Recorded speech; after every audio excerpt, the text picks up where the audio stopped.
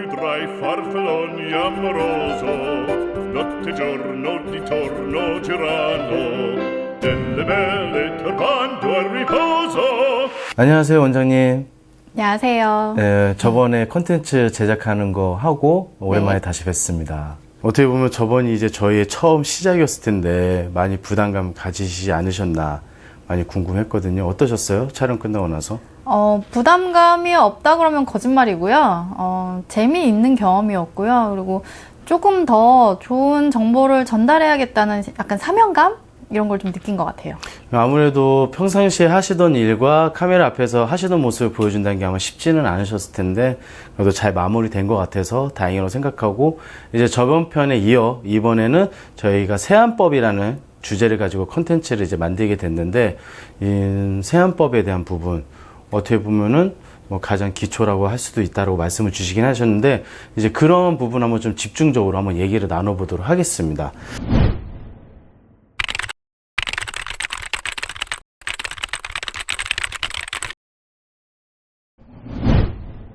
세안법이라는 게 중요한가요, 원장님?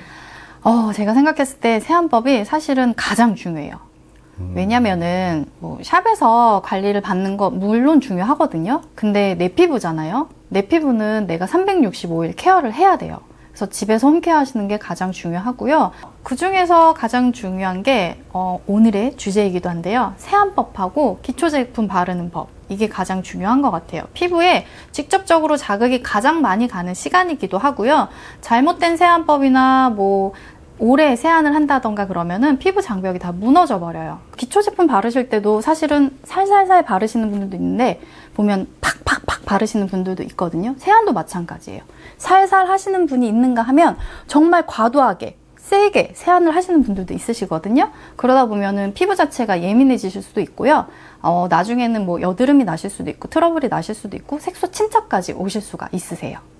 그럼 주의할 점이 좀 있을까? 그 부분이 있으면 말씀 한번 부탁드릴게요. 주의할 점 있죠.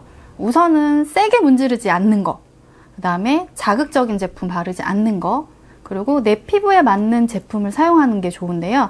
특히 요즘 뭐 클렌징 워터나 아니면 클렌징 티슈 이게 많이 나오거든요. 그걸 이용해서 살살 닦으시는 분들도 있는데요. 오히려 이걸로 빡빡 문지르시는 분들이 있으세요. 사실은 이거는 피부에 있는 천연 장벽을 다 무너뜨리는 방법이기 때문에 저는 사실 크게 권해드리진 않고요. 그리고 메이크업 하셨다고 해서 꼭 이중 세안 하시거든요. 근데 굳이 이중 세안을 안 하셔도 되세요. 대부분 일중 세안으로도 클렌징을 조금 더 깔끔하게 잔여물이 남지 않게 지울 수가 있고요. 또는 잔여물이 미세하게 남아있다라고 해도요. 피부가 재생이 돼서 각질이 탈락되는 그 과정에서 자연스럽게 떨어지기 때문에 되도록이면 일중 세안을 저는 권해드리기는 해요. 근데 정말로 뭐 예를 들어서 뮤지컬을 하시는 분들이나 아니면 정말로 어쩔 수 없이 화장을 두껍게 하시는 분들도 그러면 일중 세안을 하는 게 맞을까요? 우선은 저희가 기본적으로 일상생활에서 하는 메이크업은 일중 세안으로 지워주고요. 그 다음에 정말 말씀하셨듯이 분장하시는 정도의 두꺼운 메이크업, 진짜 실제로 뭐 뮤지컬 하시거나 연극하시는 분들은 조금 더 두껍게 메이크업을 하시는 경우가 있거든요. 이런 경우에는 이중 세안을 권해드리긴 하는데 피부 장벽이 최대한 무너지지 않게 살살 그리고 2번을 하더라도 좀 저자극 제품으로 사용을 하시는 걸로 권해드리고요. 매일매일 이중 세안 하시는 거는 저는 추천해드리진 않아요. 네, 그러면 이거는 이제 어쨌든 개인적인 질문입니다. 네. 원장님도 그러면 세안법으로 인해서 피부가 좀 달라지거나 이런 것들이 좀 효과를 보신 게 있나요? 사실 저도요, 예전에 정말 심한 여드름 피부였거든요. 알고 계시듯이 화농성 여드름과 좁쌀 여드름이 한꺼번에 있는 피부였어요. 그러다 보니까 내가 세안을 깨끗하게 안 해서 여드름이 나나 하고 오히려 여드름을 지우기 위해서 세안을 더 많이 했었거든요. 그런데 나중에 제가 피부에 대해서 더 공부를 해보니까 세안법이 아니라 최대한 자극 없이 해주는 게 가장 중요하더라고요. 그래서 저는 그 뒤로 거의 한 15년, 20년째 제가 지금 지우는 클렌징 방법을 사용을 하고 있어요. 대충 이제 모르시게 연도가 나왔기 때문에 나이가 추측할 수 있겠지만 더 이상 저는 말을 하지 않도록 하겠습니다. 감사합니다. 예. 그러면 세안법에 대해서는 간략하게 이 정도 설명하는 걸로 하고 네. 그럼 정말로 세안을 할 때 어떻게 하면 좋을지에 대한 부분들을 한번 얘기 나눠보도록 해보시죠.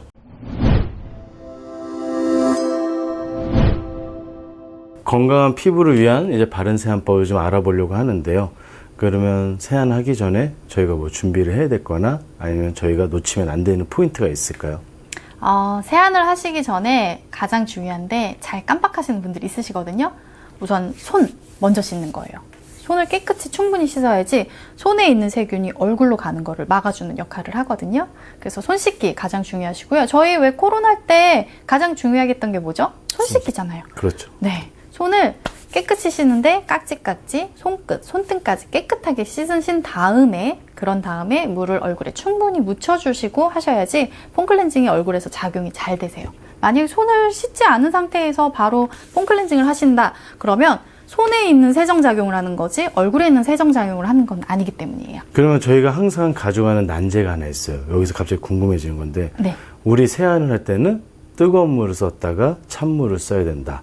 뭐 이런 이제 세안할 때 방법이 있잖아요.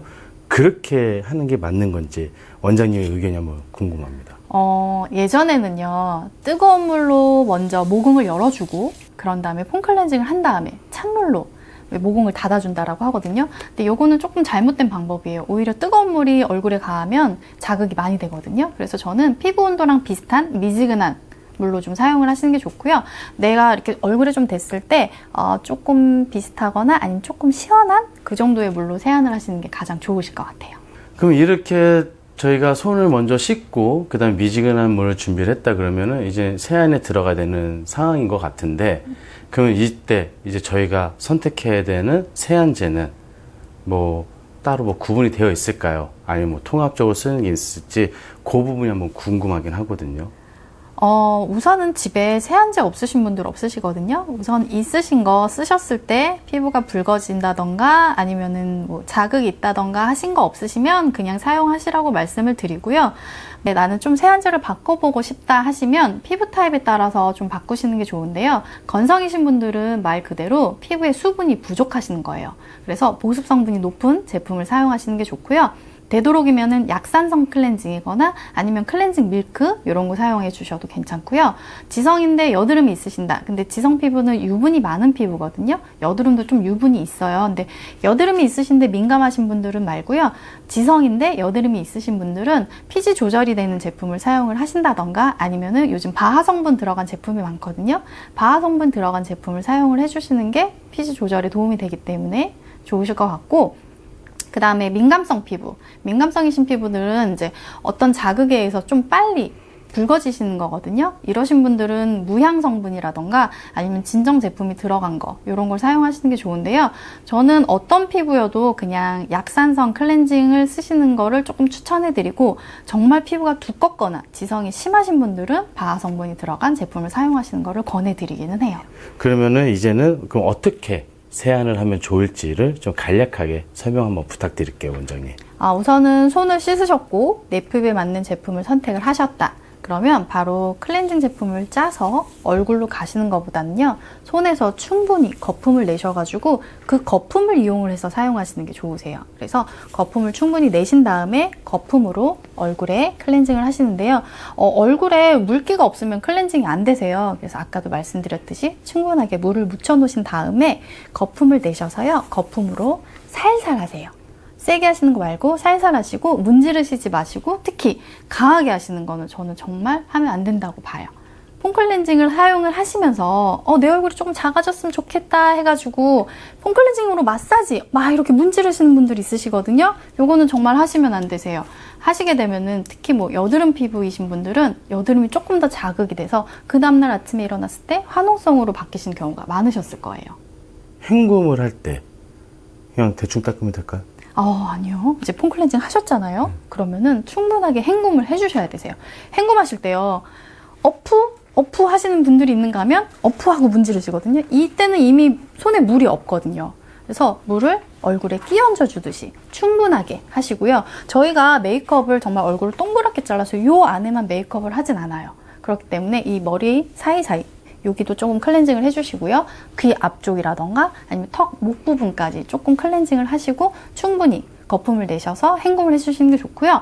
그리고 바로 남자분들이 좀 많이 하신다고 하는데요. 샤워기에다 그냥 바로 얼굴을 갖다 대시는데 요거는 안 되세요. 요즘 샤워기 자체가 뭐 수압이 약한 거는 상관이 없는데 거의 대부분 수압이 조금 세거든요.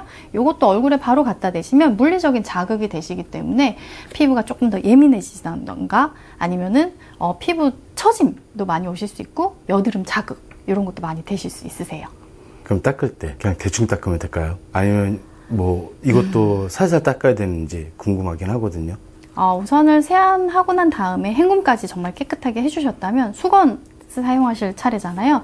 수건으로 이렇게 빡빡 문지르시거든요. 근데 사실은 얼굴에 물기만 남아있는 건데 수건으로 문지르실 필요는 없어요. 수건으로 살포시 물기만 제거한다라는 식으로 해주시면 좋고요. 그리고 수건에도 그 사용 기간이 있는 거 아신가요? 아니요, 처음 들어봤습니다. 수건을 좀 오래 사용을 하시는 분들도 있으신데요. 수건은 조금 이제 주기적으로 이렇게 조금 바꿔서 해주시는 게 좋고요. 정말 예민하신 분들은 얼굴 수건 따로, 바디 수건 따로도 쓰시거든요. 근데 저는 그렇게까지는 안 하셔도 되고요. 그냥 수건을 조금 자주 바꿔주되 물기만 없애는 걸로 톡톡 물기 제거해 주시는 거. 정리하면 손 씻고요. 폼클렌징 충분히 거품 내셔서 살살 해주시고요. 충분히 헹굼 해주시고요. 수건으로 톡톡 이렇게만 하시면 끝나실 것 같아요. 긴 시간 동안 저희 또 좋은 정보 전달해 주시기 위해서 준비해 주셔서 너무 감사하고요. 네. 또 말씀 주셔서 너무 감사하고요. 그리고 이 영상 이어서 원장님의 가감한 선택이신 쌩얼 세안법을 이제 보여주시긴 할 건데 이제 그 부분도 끝까지 보셔서 우리 보시는 시청자분들이 좀 많은 도움이 되셨으면 좋겠습니다. 이제 또 다음 편에 다시 한번 뵙도록 하겠습니다. 고생하셨습니다, 원장님. 감사합니다. 건강한 피부를 위한 바른 세안 방법 핵심 체크 포인트는요.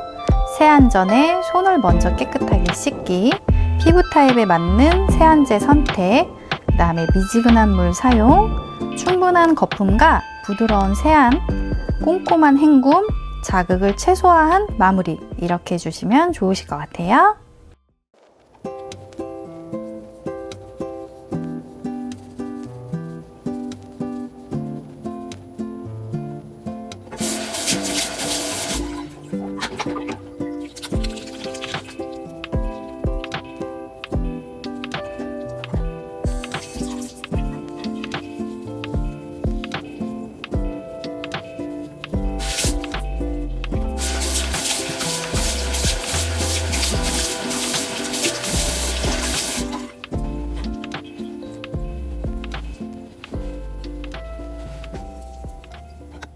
Narcisette, toi dolcino d'amor,